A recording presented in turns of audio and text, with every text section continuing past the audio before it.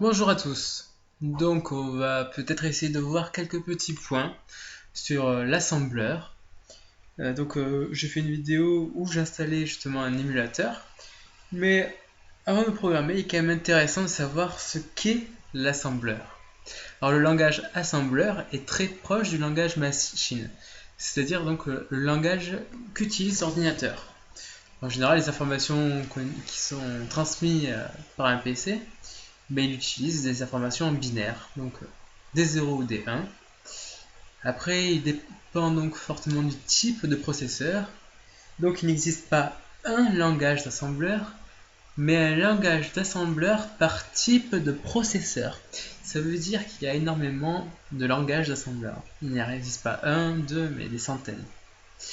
Il est donc nécessaire de connaître un minimum le fonctionnement d'un processeur pour pouvoir aborder cette partie. Donc un processeur réel a toutefois trop de registres et d'instructions pour pouvoir les étudier en détail. Donc c'est pour ça qu'en général, on voit surtout les registres principaux, lesquels on les utilise en priorité.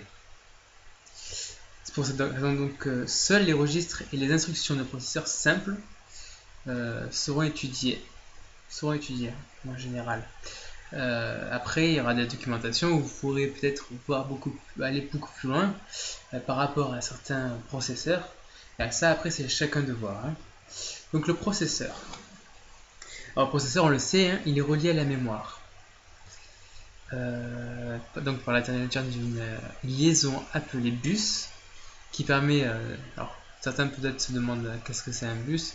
C'est une liaison qui, justement, transmet différentes informations sur différentes adresses. Donc là, je ne vais pas aller en profondeur sur ce thème-là, car c'est pas la question. Mais donc voilà. Donc on rappelle, donc un processeur est relié à la mémoire.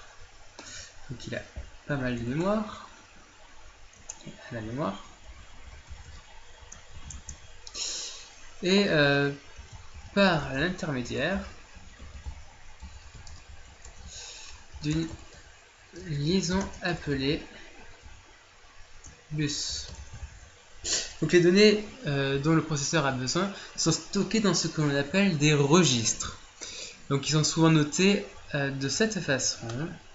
Je vais vous le montrer. Hop là. Voilà, ils sont souvent sous cette forme-là. Donc les AX en général, c'est des accumulateurs. C'est des registres, je le rappelle. Ce sont des registres. Tout ça, c'est des registres. Je vais peut-être faire un zoom pour que vous voyez mieux.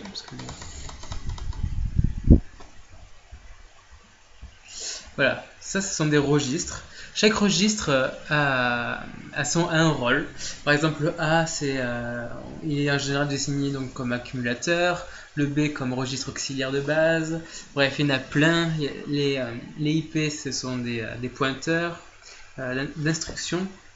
Voilà, il y en a d'autres. Et ils ont tous une taille. Leur taille, en général, c'est du 16 bits. Cela, c'est des points quand même qui sont importants à savoir. C'est pour ça qu'on en parle ici. Donc là, je vais vous montrer les registres les plus utilisés, les plus connus en général. Donc je vais faire un zoom. Là, je vais vous lire directement la phrase. Donc, les registres AX servent à effectuer des calculs arithmétiques ou à envoyer un paramètre à une interruption. Donc, les registres BX servent à effectuer des calculs arithmétiques ou bien des calculs sur les adresses.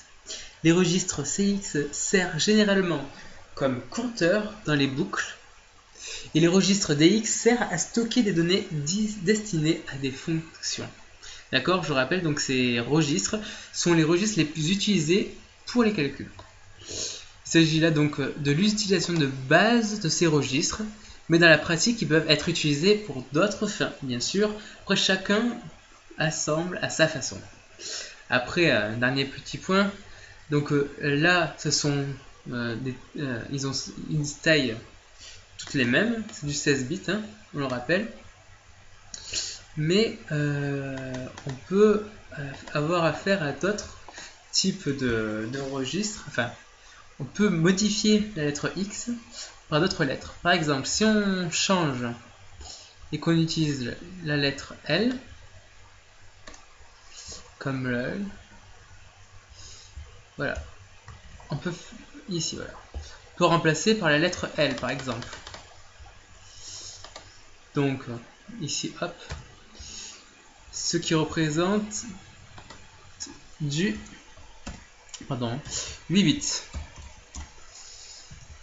Donc, qu'est-ce que ça veut dire? Exemple. Donc, on peut marquer, par exemple, AL, BL, CL, DL.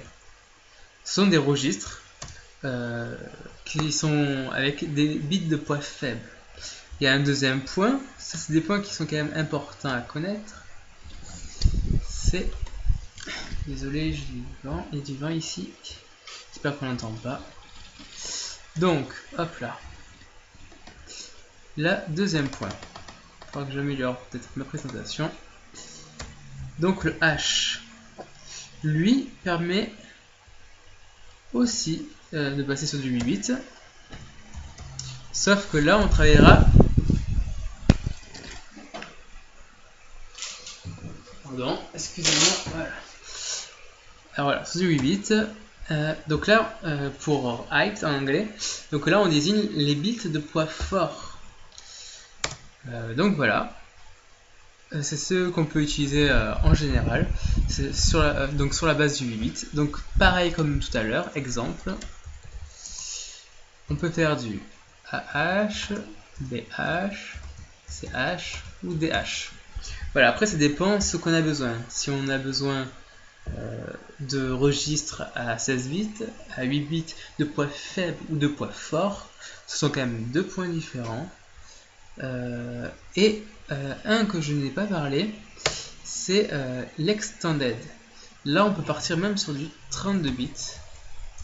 C'est sur le E qu'il faut rajouter avant, avant le nom du registre. C'est-à-dire, donc je vais donner qui désigne donc extended en anglais ou étendu en français. Là on est sur du combien? Du 32 bits. Ah, c'est beaucoup plus.